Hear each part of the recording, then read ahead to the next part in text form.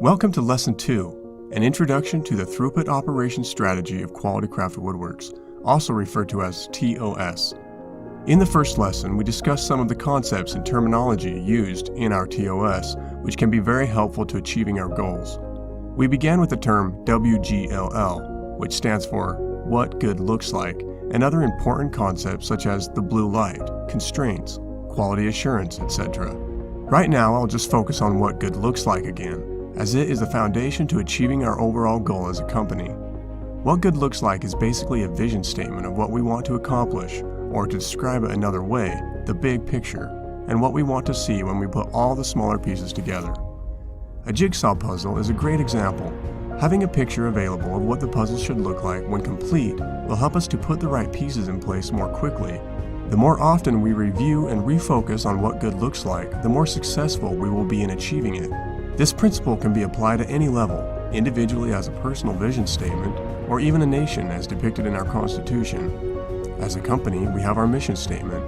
All of these are important, but today we're focused on what good looks like for our production line, which would be increasing throughput caused by a smooth, intense flow throughout the system. We ended with an introduction to the concept of lean manufacturing, explaining how it can be one of the greatest tools in increasing throughput, as it has the ability to both cut costs and boost production simultaneously, giving us a greater opportunity to achieve our goals as a company, and just as importantly, to add value to the customer and our employees. As we learn to look at activity in our workplace and discern value-added activity from non-value-added activity, we are enabled to spot waste in our system. Waste is the enemy of throughput, as it stifles production, costs money and time, and generates no profit. The customers are not willing to pay for these wastes, so we are carrying a majority of these costs. Waste is by far the greatest area we can improve. In a typical company, 90 to 95% of all activity is in the waste category. This is why it should be our focus to identify and eliminate it from our system, as this will impact what good looks like more than by following any other course of action. Removing waste cuts costs, boosts throughput, and generates smooth flow. Okay, so now let's get into the focus of this presentation, which is to enhance our knowledge of the 8 wastes. All waste or non-value-added activity fits into one of these 8 categories. Notice the acronym downtime. Remembering this word is a simple way to memorize the 8 wastes for yourself. As mentioned in our previous lesson, it's useful to note that the wastes feed each other. Often one waste causes others. This implies also that when we remove a waste, we often take several others out of the equation as well, amplifying the effect of its removal. We'll start by going over and highlighting the causes and the costs of each waste. By understanding the causes and preventing them, we can make progress toward eliminating waste from the system. Let's jump right into the waste of defects. This is perhaps one of the most easily identified wastes because it occurs every time we have to remake something. Anytime an item has to go back in the production line to receive rework, it falls into the waste of defects. The cause of defects is usually related to inadequate training, but even if adequate training is offered, an improper attitude can result in defects. Attention to thorough training and proper attitude is critical. Employees who have a natural mindset of quality assurance and consideration for how their work affects downstream processes are a great asset to the workplace. One of the greatest tools for proper training, which can have an effect on reducing all of the 8 wastes, is the implementation of SOGs, or in other words, Standard Operational Guidelines.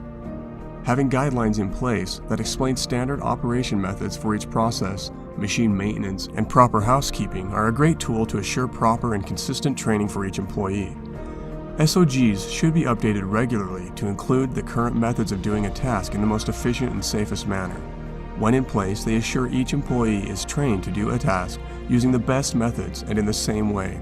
When everyone does a task the same way, it also prevents confusion and standardizes the workplace, allowing for easy identification of tools and resources needed for a cleaner and a more workable environment.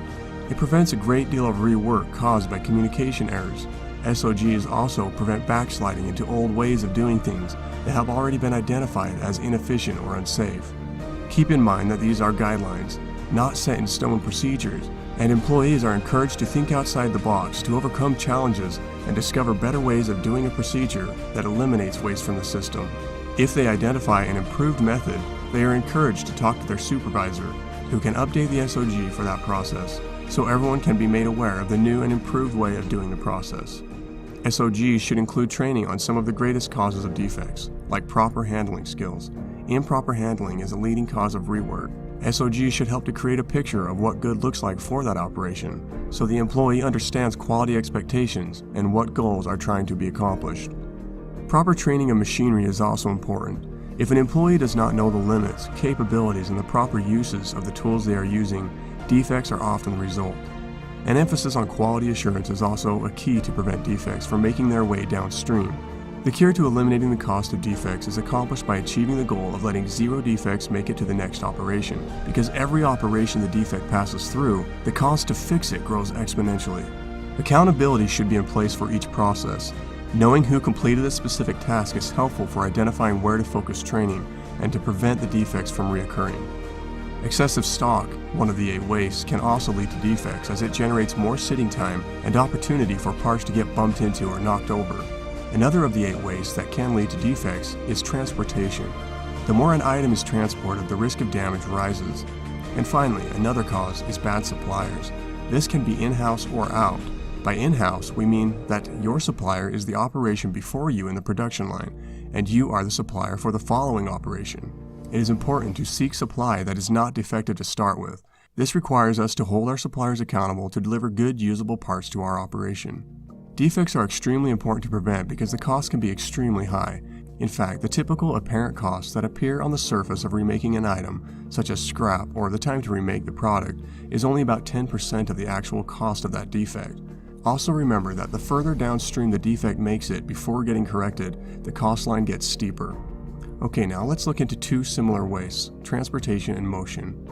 Transportation is the waste of excess movement of material that is not directly associated with value-adding activity, while motion is more related to the excess movement of people. Some of the causes of unnecessary transportation can begin with inadequate planning. When related processes are not in line with each other or spread far apart, it causes extra transportation as well as motion. Complex material handling systems, missing information, and multiple storage locations can also be a culprit. It is important to have a home for all tools and products so that it is readily available and close by where it is needed. Large batch sizes and the waste of overproduction will also lead to extra transportation and motion, as it causes more sorting and the need to store items away from the location where they are needed. Poor transportation solutions can lead to catastrophic consequences, if you know what I mean. Of course, they can be worse depending on what line of work you're in. The cost of defects, as mentioned earlier, is often an outcome of extra transportation. The more an item is moved, the risk of damage happening to that part rises. Extra transportation also wastes time and floor space, which add cost to the production of the product, decreasing throughput. Also note that more transportation requires more resources to accommodate the transportation, which can include both material resources as well as personnel. Let's move on to overproduction and inventory. Overproduction relates specifically to more production being produced than is immediately needed by the customer, whereas inventory relates more to the supply of material. These are often referred to as the worst kind of waste because they have a tendency to hide other wastes. When we have a problem in the production line, the most common solution is to overproduce, giving a false impression that the problem has been solved, when in reality it has just been swept under the rug. This means that the cost of these wastes can be greater than any other single waste, because it is equal to the accumulated cost of all the wasted activity it is covering up.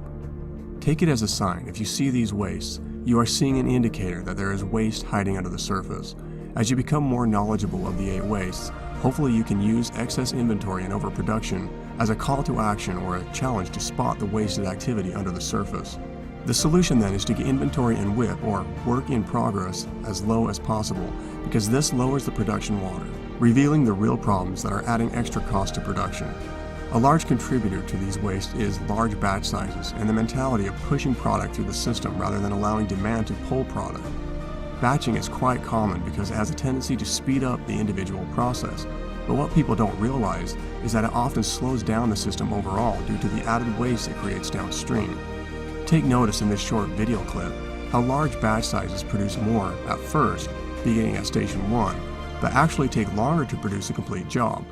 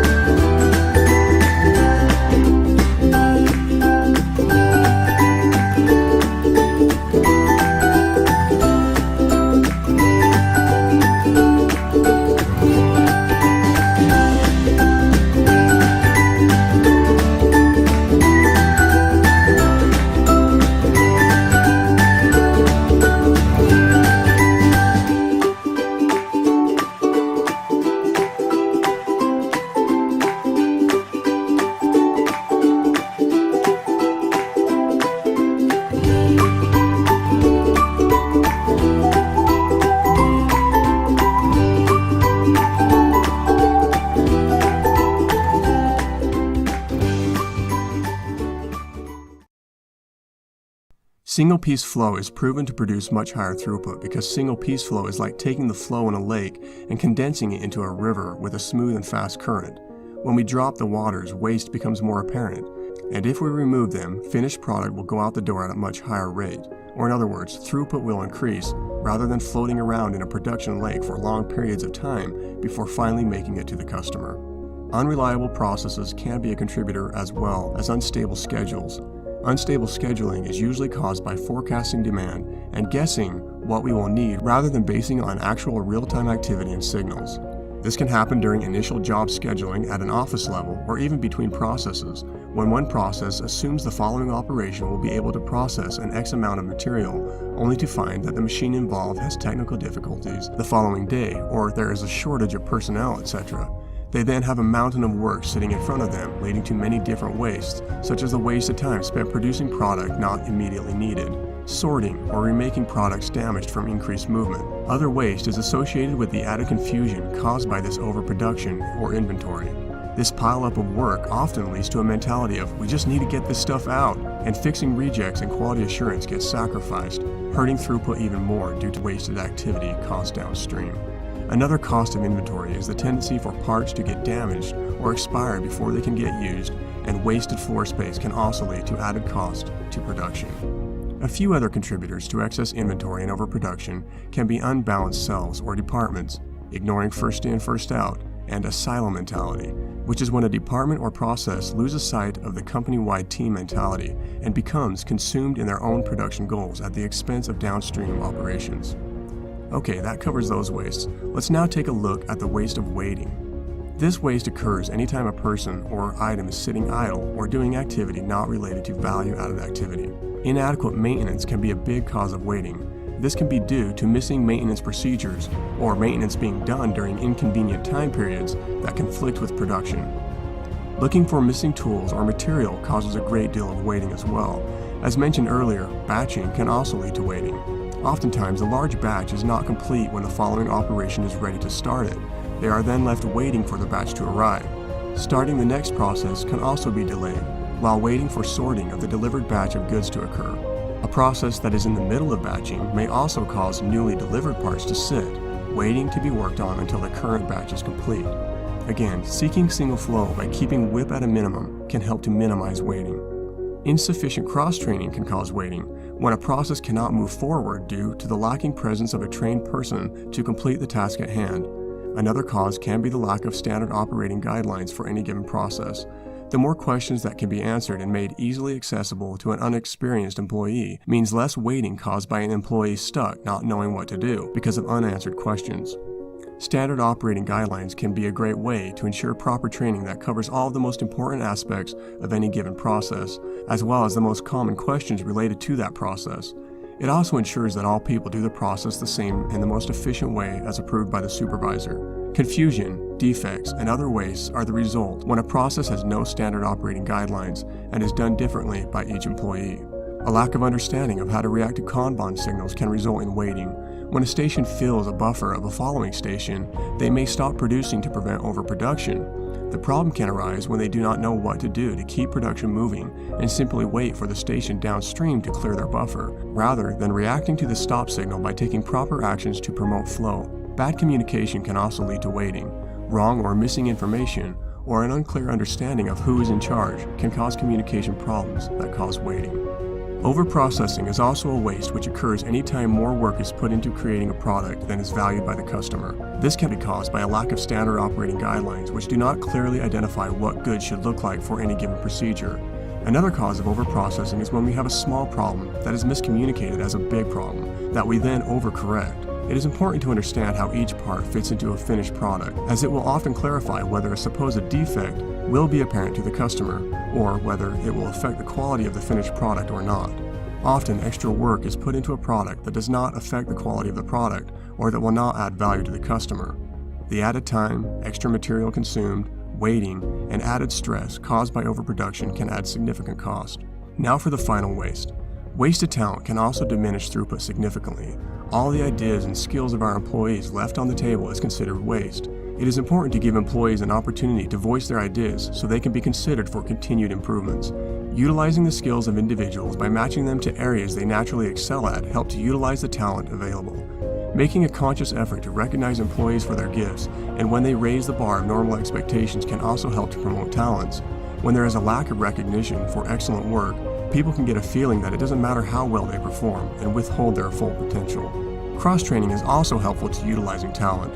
This concludes our lesson. Hopefully, now that you know these wastes a little better, you will have a greater ability to spot them in the workplace and seek to remove them, increasing our throughput significantly. Check out Lesson 3 to learn about how we can take the things we've learned in these past 2 lessons and put them into action by creating a lean culture in our workplace. Thanks for watching. Have a great day.